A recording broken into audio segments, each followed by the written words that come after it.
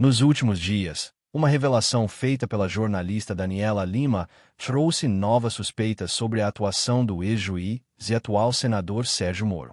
Segundo documentos encontrados pela Polícia Federal, durante uma operação na 13ª Vara Federal de Curitiba, Moro teria autorizado grampos telefônicos contra autoridades com foro privilegiado, algo que um juiz de primeira instância não poderia fazer legalmente.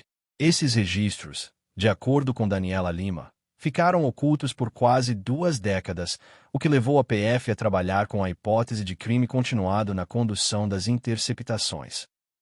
Eu tenho a transcrição de 40 minutos de um grampo feito com escuta ambiental, com um policial federal se passando por secretário dentro do escritório do delator, com o então presidente do Tribunal de Contas do Estado. E neste grampo, o presidente do Tribunal de Contas do Estado questiona os métodos de Moro, diz que Moro age como policial, promotor e juiz e que ele está, de fato, buscando cercar as autoridades do Estado. É isso o que está ali. Além disso, hoje, na coluna, você entende que desembargadores do Tribunal Regional da 4ª Região, o que é isso? É a instância que supervisiona as decisões da primeira instância, ou seja, do próprio Sérgio Moro, quando juiz.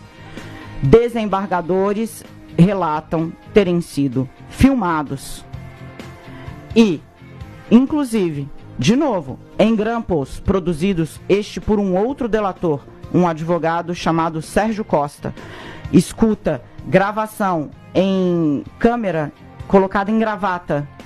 Eles dizem, tenho medo de ter sido gravado, tô com medo de que isso vaze e contei para minha mulher que eu estava numa festa. As gravações têm teor íntimo, não parte só de um desembargador, são vários, e esses desembargadores, segundo entende hoje, ou acusam esses delatores hoje no Supremo, foram pressionados a abraçar a agenda de Moro enquanto juiz por conta da existência dessas gravações. E aí você me pergunta, diferentemente do que está dizendo o ex-juiz aqui, tem novidade? Não é que tem novidade, tem muita novidade. É uma prova documental de que ele ocultou de instâncias superiores não só gravações que deveriam ter submetidas para que a Justiça dissesse, o Superior Tribunal de Justiça, nesse caso, o STJ, este presidente do Tribunal de Contas precisa ser investigado, esse desembargador precisa ser investigado, esse não sei, porque ele não poderia investigar.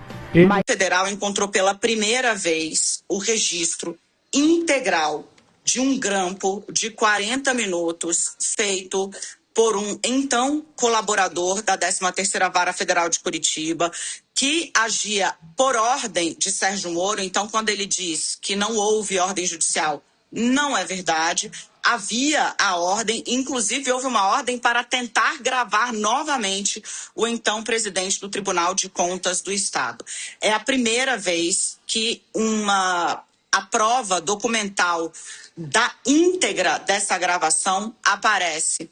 O que eu noticiei em 2023, que havia uma transcrição em 2 frases que mencionava a gravação do então presidente do Tribunal de Contas do Estado do Paraná, por ordem de Sérgio Moro. Por que isso era um problema já naquela época? Porque Sérgio Moro, juiz de primeira instância, não poderia gravar ou investigar o então presidente do Tribunal de Contas. Pela lei, apenas o Superior Tribunal de Justiça poderia determinar esse tipo de ação. Tudo bem. A PF faz uma batida por ordem do ministro Dias Toffoli, porque Toffoli pediu esses documentos por diversas vezes e a 13ª Vara, mesmo a saída de Moro, se recusou a entregar. Quando a PF faz a batida, a PF encontra uma caixa que tinha não só a transcrição integral, que mostra que por 40 minutos houve um monitoramento com escuta ambiental do então presidente do Tribunal de Contas. Na escuta, ele menciona outras autoridades com prerrogativa de foro e, pior, que esse depoimento jamais, o ex-juiz Sérgio Moro, hoje senador, fala, nada foi feito com isso. Erro de novo. Deveria ter sido enviado ao STJ para que o Foro Superior Tribunal de Justiça dissesse se isso merecia ou não mais investigação. Só que a nossa reportagem de hoje, Fabiola, traz novos fatos aos quais o ex-juiz não se reporta. Do que eu estou falando? Em especial dos registros apreendidos pela Polícia Federal que mostram um segundo colaborador do então ex-juiz Sérgio Moro, o advogado Sérgio Costa, muito conhecido no Paraná. Hoje ele, inclusive, mora fora do país. Por quê? Porque sofre ameaças.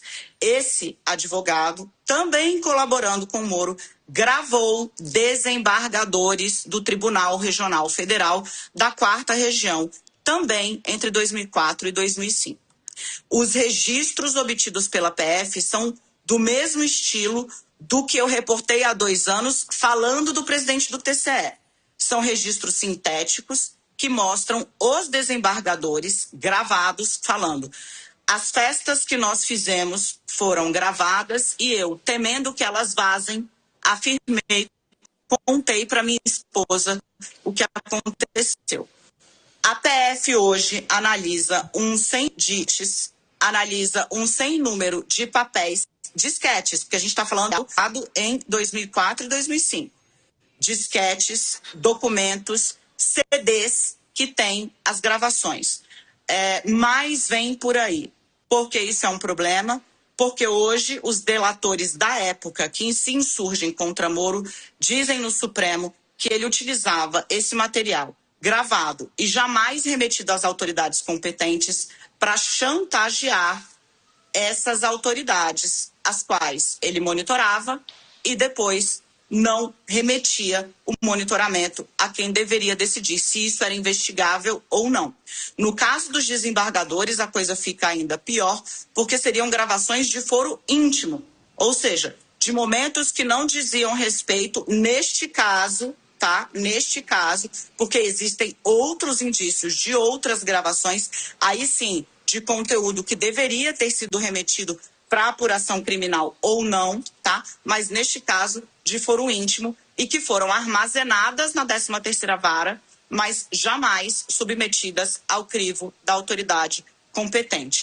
É um problema grande para o ex-juiz Sérgio Moro, que tramita agora no Supremo Tribunal Federal, sob sigilo, nas mãos do ministro Dias Toffoli.